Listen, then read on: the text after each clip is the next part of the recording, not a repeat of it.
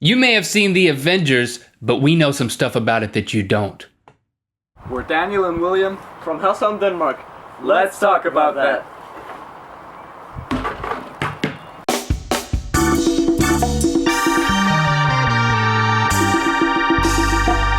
Good Mythical Morning!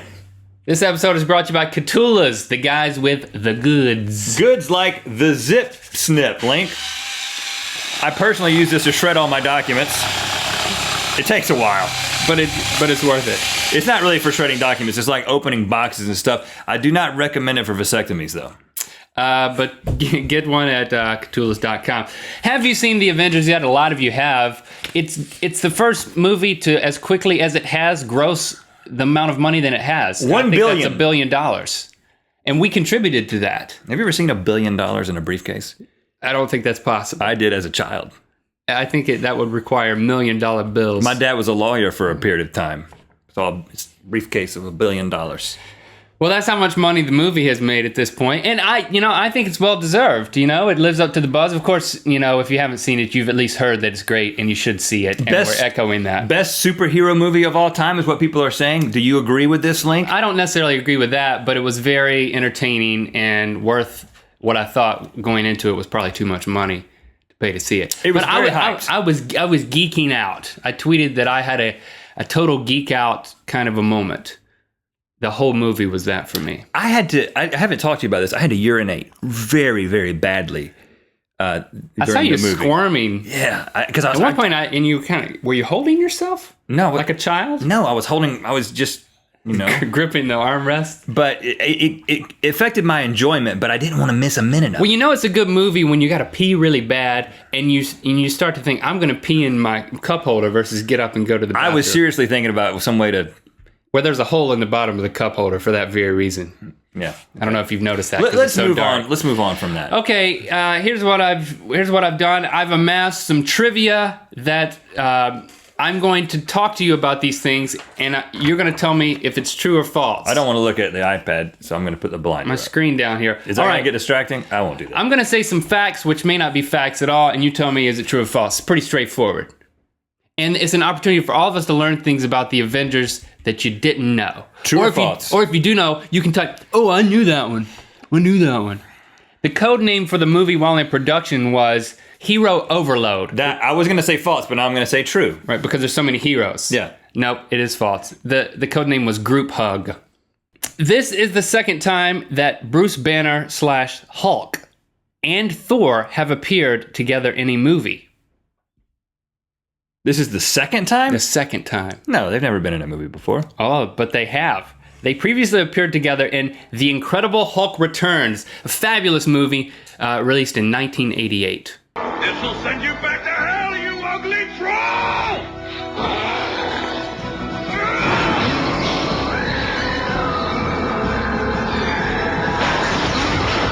Lou Ferrigno also voices the Hulk in this film. Meaning the Avengers, not the film we're shooting right here. He's not here like, Urgh! I just peeked, but I didn't see an answer. I couldn't help it. I thought you said you peed. After talking about holding your pee. I just peeked at the thing, but I didn't see the answer. All right, good. Okay, so is it true or false? Lou Ferrigno also did the voice for the Hulk in the Avengers film. No. It's true. I did not know that was true either. This one? That voice? Hulk smash or whatever. I can't recall him saying anything. Did he say anything? What did he say? He said a couple of things. Puny God. Yeah. Puny God. That's the only thing he says? Mm-hmm. Yeah, it was him. That was Lou Ferrigno? Lou Ferrigno. Good for him. He's also that guy from The Apprentice, Celebrity Apprentice. Yeah. I'm a big fan. He has played the Hulk in almost every live-action version since 1978. Good for you, Lou Ferrigno. You're amazing. You've got staying power as a voiceover artist for the Hulk that you helped create. I think that's probably the only character he's voicing over, though.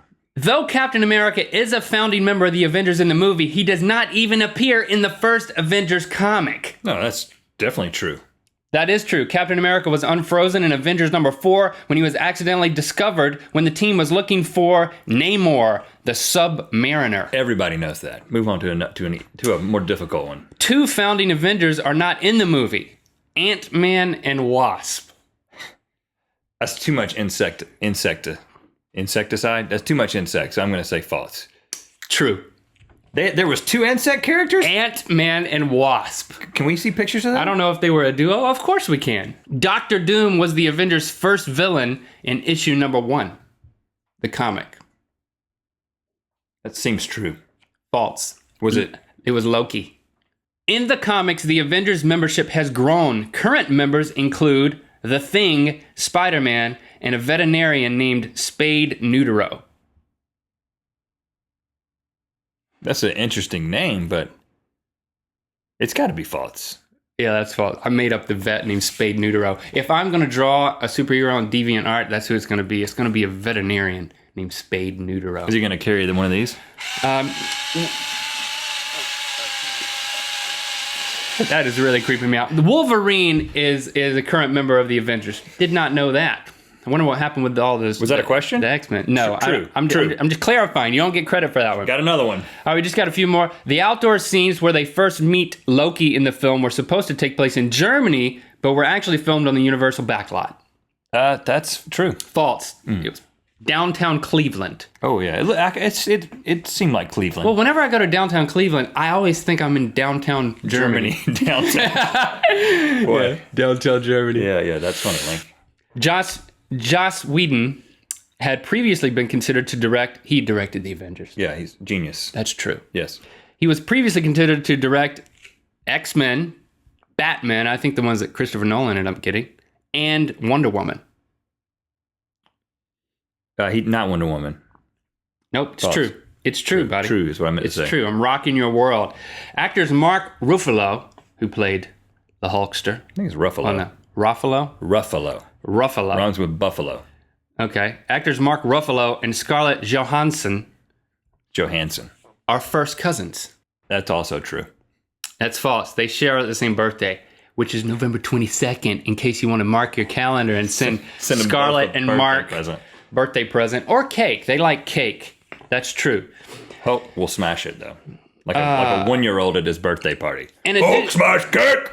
an additional coda involving the Avengers eating shawarma. You know, the scene at the very end of the credits. Make sure you stick around for the second hidden scene. Oh, yeah. Yes. If you haven't heard. That scene was shot on April 2nd, 2012, a day after the world premiere. A day after the world premiere, they shot the final scene that you ever see in the movie. That is false. It was shot on the day of the premiere. No, I think it must have happened after midnight, because that's true. Oh, really? Yeah, it's true. Yeah, I wasn't trying to be cute with that one. Oh. Even though, because we already talked about it. I thought you were going to get that one right. Yeah. I was like, I'll throw him a bone. And I thought you said the night of the premiere. I did, but I guess I was wrong. Okay, then. proceed. We got 2 more. When they filmed the extra post-credits shawarma scene after the premiere, the scene that we just talked about. Day after. Chris Evans had to wear a prosthetic face to cover up his facial hair, which he'd grown for another role he was filming at the time. Chris Evans had to wear a prosthetic face. True or false? I'm going to say true, and I'm going to say true just because I want it to be true, because I want a prosthetic face to cover up my beard. It is true. They had to cover his, and then he also had to cover his hand. Like if you watch, he's like this. He wore a prosthetic face, and then he still covered it up with his hand, like he was bored the whole time. Yeah, because it's kind of obvious when you wear a prosthetic face. But you know, it is funny that we talked about you for the epic rap battle when you were playing one of the Wright brothers. You said, well, neither one of them had a beard, so we talked about the possibility of covering up the beard, and we asked our friend Martell, the makeup artist. Yep. She's well seasoned. She was a makeup artist on Saturday Night Live. Yep. If it was possible, and she started talking about how they had to change scenes on SNL so quickly that they had self wigs for cast members. That's what they called them, self wigs. If your hair was messed up, like Will Ferrell was like, he messed up his hair for like a scene in some sketch, then it's a commercial. During the commercial break, they're running around because it's live. Yes, it is live. It's on Saturday night. Every Saturday night. And so they had to scramble, and instead of fixing his hair, which would take forever, Give him the self wig. they give him the self wig. So she tells me that, and then this I'm is thinking, a self wig. and then I'm thinking, no, it's not. Doesn't hurt at all. And then I'm thinking, well, there may be hope for Rhett. He could have a self beard. And she said, I don't think that's possible, or at least it's not economically feasible Okay. for where we are in our careers. This is also a self beard, though. That's what I haven't told you. You don't want me to pull it? Do you got any more questions? I got one more. The Avengers was created in 1963 by writer-editor Stan Lee and artist co-plotter Jack Kirby to, quote, keep comics competitive with rock and roll music. That sounds very true. That's false. The Avengers #1 debuted in September 1963 as an answer to the DC Comics Justice League of America. I think it was a direct competitor to rock and roll, though, at least for me personally. We've learned a lot today about the Avengers. Now you can watch it again and you can whisper in your friend's ear these facts. Spade Neutero. How are we going to end this episode of Good Mythical Morning? The wheel will tell us. You know, we met Stan Lee, On an elevator. the creator of the Avengers. We've seen him twice. We met him once. He was wearing tan Velcro shoes. Which, if you're that powerful, you can wear anything you want. Summoning Mount Everest. This is something lots of people dream about, Link, and we're going to make it happen virtually right now. Here we go. I think we're getting to the top of this large mountain. I'm going to take off my oxygen and enjoy it and just breathe in the thin air. I don't think you should do that. Oh, it feels so good up here. Don't take off your oxygen. This is the death zone. You know what? I'm just going to get comfortable and take my gloves off. I think you're getting delirious from your lack of oxygen, friend. I'm going to take my pants off. If you don't come back down, you can't credit this as a summit. What is You this? credit it as a death.